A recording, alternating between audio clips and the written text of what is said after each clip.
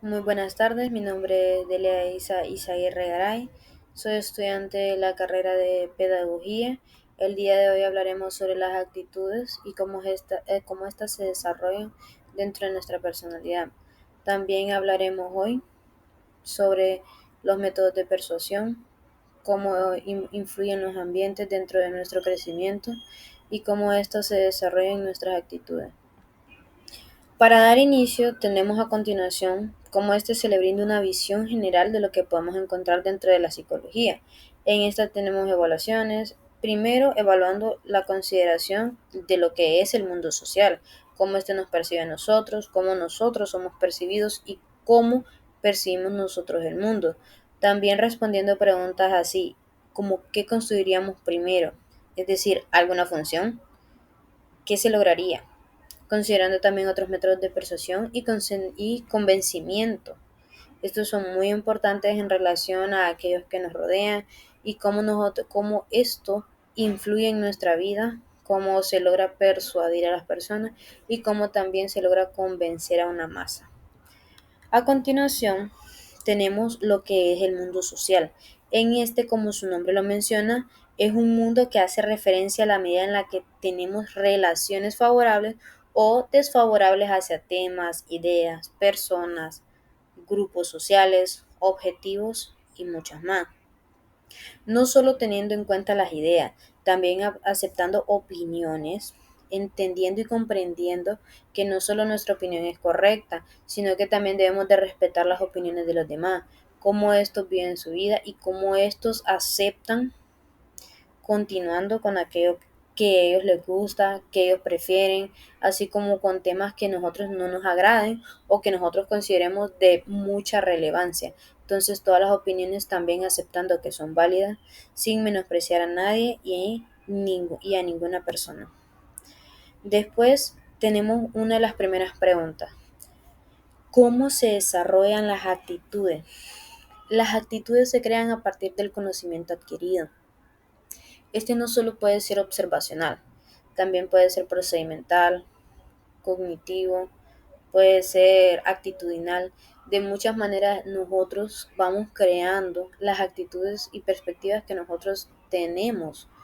Por ejemplo, dice, estas son aprendidas y muchas de nuestras discusiones se centran en el proceso a través del cual se adquieren dichas actitudes. No solo estas se forman, como antes se mencionó, de manera observacional, sino que también se van adquiriendo a través de procesos, de experiencias. Eso nos va formando y va creando nuestra personalidad. Después dice, condicionamiento instrumental. Esta es una forma básica de aprendizaje en la cual se refuerzan las respuestas que llevan a un resultado positivo o que permiten evitar los resultados negativos. Vamos a poner el ejemplo de una clase. En una clase no solo debemos de tener refuerzos positivos o no solo negativos. Por ejemplo, no le podemos decir a un niño, aquello que hiciste estuvo realmente fatal. Por ejemplo, en una tarea. No se le puede dar ese tipo de refuerzo al niño porque estamos cohibiendo su personalidad. Cuando ellos hacen algo malo, siempre se les debe de enseñar de que sí, que lo que estuvo mal, pero sino dándole una experiencia de aprendizaje, no como un refuerzo negativo, oprimiéndolo a castigo, dándole, por ejemplo, momentos en los que él no tiene la palabra absolutamente, o castigándolos, enviándolos a un rincón, o excluyéndolos del grupo. Esos son resultados negativos que después repercuten completamente en la personalidad de ellos. Y cuando se dan refuerzos positivos también deben de ser medidos, porque después solo se van a esperar esos resultados para que el niño crezca. Entonces se desarrolla de una manera de poco a poco. Entonces, también tenemos las comparaciones sociales y formaciones de actitudes. Adaptan a las actitudes que otros expresan o los comportamientos mostrados de otras personas, o una respuesta implicada al mecanismo de la comparación social. Nuestras actitudes mayormente se forman de manera observacional. Por ejemplo, si nosotros vemos o si nosotros analizamos a aquellos que nos rodean o a aquellos que están cerca de nosotros, nosotros podemos dar una respuesta. Por ejemplo, si un niño ve que en su familia hay personas o alcohólicas o violentas o agresivas, ese va a ser el modo de expresión del niño. Este se va a ir formando con esas actitudes y eso va a ser lo que él muestre después.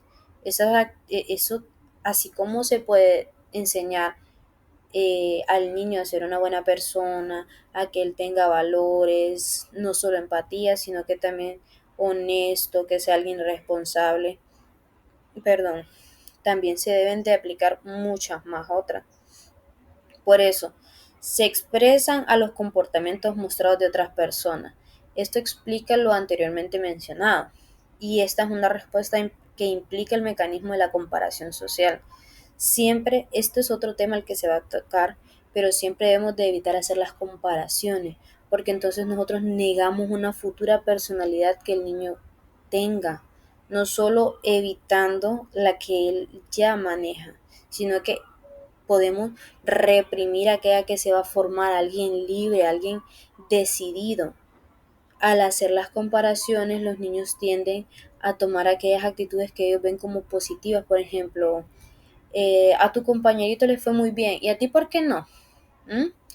Y es que no puede, no tienes mano, cosas así. Entonces el niño va diciendo, no es que yo lo tengo que hacer como mi compañero y como mi compañero. Entonces eso va cohibiendo la personalidad de los niños.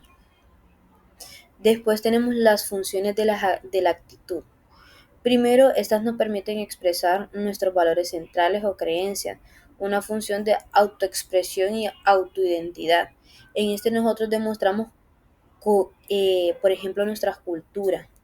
Si tenemos culturas diferentes, nosotros vamos aprendiendo de ellas y nosotros después la volvemos parte de nuestra vida, de nuestras formas, de nuestra forma de expresión. En segundo, tenemos a menudo las actitudes que cumplen una función de autoestima, ayudando a mantener y realizar nuestros sentimientos de confianza hacia nosotros mismos, por ejemplo, evitando las comparaciones. Cuando a un niño se le crea una autoestima saludable, ese va a ser un niño responsable, va a ser un niño,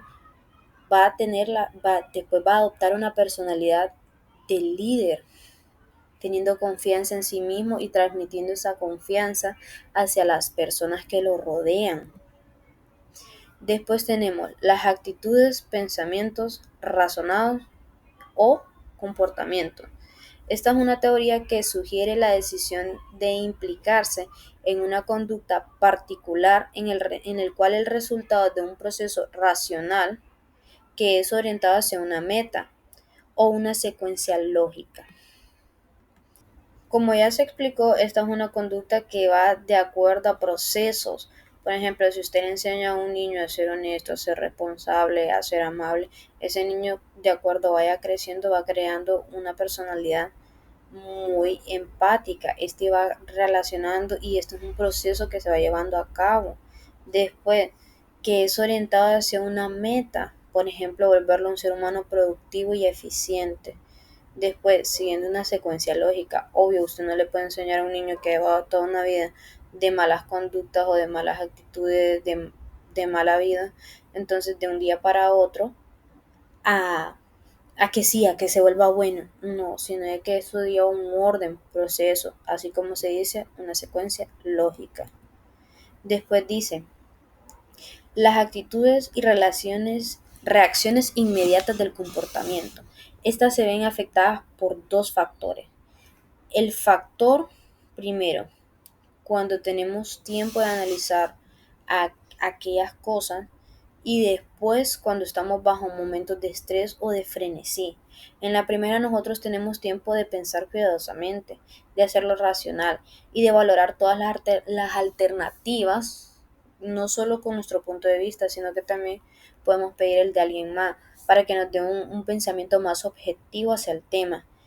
Y de acuerdo con la otra, que son bajo el condicionamiento negativo, de la adrenalina y frenético, Esto le hace que se tenga muy poco tiempo para decidir algo. Entonces a veces estamos guiados por los pensamientos impulsivos, en el cuales no nos provocan la mayor parte del tiempo buenos resultados o resultados eficientes, sino que estos muestran resultados realmente pocos o completamente negativos, que nosotros en el momento tal vez podemos haber pensado, esta es la mejor decisión, pero por eso siempre es mejor tener la cabeza fría al momento de dar una decisión, mucho más si es algo importante o si esta repercute en muchas más personas que no sean solo nosotros.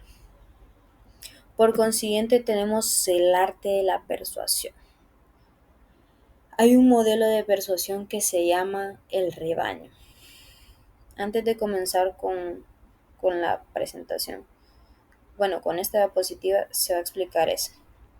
No se necesita convencer a una masa, sino necesitamos convencer a una persona que después esta convenza a la masa que lo que se está haciendo está bien y va a tener algo positivo hacia nosotros, una experiencia positiva, una experiencia amena hacia nosotros.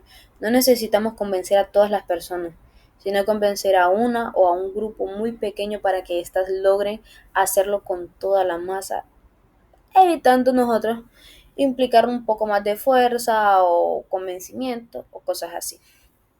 Dice, estas se observan muchas más cosas como anuncios, contenidos en carteles o radios, televisión, la publicidad de diarios y de revistas, los discursos políticos, las solicitudes de donaciones, y esta lista parece completamente interminable. Esta no solo se ve en los aspectos por fuera de nuestra vida, sino que también la podemos tener, perdón, dentro de nuestro ambiente, dentro de nuestras casas o cualquier lugar en donde nosotros caemos en persuasiones a veces negativas o a veces ya en manipulación, en el cual, por ejemplo, como se explicó al inicio, la técnica del rebaño, o sea, si usted convence a su familia de lo que está haciendo bien aunque esté mal, usted ya persuadió a la masa de que lo que va a hacer está bien.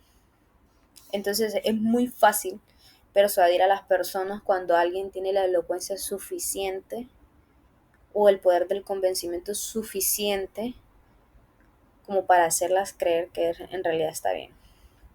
Tenemos diferentes enfoques cognitivos de la persuasión. Por ejemplo, uno de ellos y los más comunes es el conocimiento como pensamiento sistemático o ruta central, en el que se implica una consideración cuidadosa del contenido del mensaje y de las ideas que contiene. Nosotros debemos de conocer primero un tema y de manejarlo para después convencer a las demás personas o para hacerles entender algo a las demás personas. Este no solo es un proceso de ya lo hice o ya está, sino de que es una ruta central, se debe de seguir, se debe de mostrar cuidadosamente el mensaje, a veces de manera subliminal, para que no se den cuenta las personas en la persuasión, el método de persuasión en el que están cayendo. ¿Cómo podemos resistirnos a la persuasión? Con frecuencia con la cual estamos expuestos a los mensajes persuasivos es un punto muy claro. Somos muy resistentes a ellos. No somos muy resistentes a ellos. Aquí me equivoqué, perdón. Si no lo fuéramos, nuestras actitudes hacia una implicación variable estaría sujeta en nuestros estados constantes de cambio. Por ejemplo, nosotros en realidad sí estamos muy sujetos y tenemos poca tolerancia a la resistencia de la persuasión. Porque nuestra opinión es algo que siempre está sujeta a cambio, siempre debemos de tener nuestro punto y nuestra perspectiva de algo para ser resistentes a la persuasión. Si nosotros no fuéramos resistentes a la persuasión, me disculpo por lo anterior, si nosotros no fuéramos, entonces nosotros cada vez que miráramos algo, cada vez que alguien nos dijera algo, cambiaríamos. Entonces nosotros tenemos cierta capacidad para resistirnos a la persuasión de acuerdo a cómo seamos guiados. Después, la evitación selectiva. Este es un método para resistirnos de la persuasión. Este es a través de la evitación selectiva, una tendencia a dirigir atenciones lejos de la información que se confronta en nuestras actitudes actuales. Después tenemos la asimilación sesgada y la polarización de las actitudes. Esta es una tendencia a evaluar la información, contraria a la de nuestras posturas como menos convincentes o confiables de la información que se consiste en nuestras posturas. Y la polarización es la actitud o la tendencia a evaluar la evidencia o información mixta a la cual que fortalezca nuestras posturas individuales, volviéndolas mucho más extremas. Este también consiste en nosotros mantener nuestras actitudes, nuestros pensamientos, siempre respetándolos y valorándolos ante todo y por todo.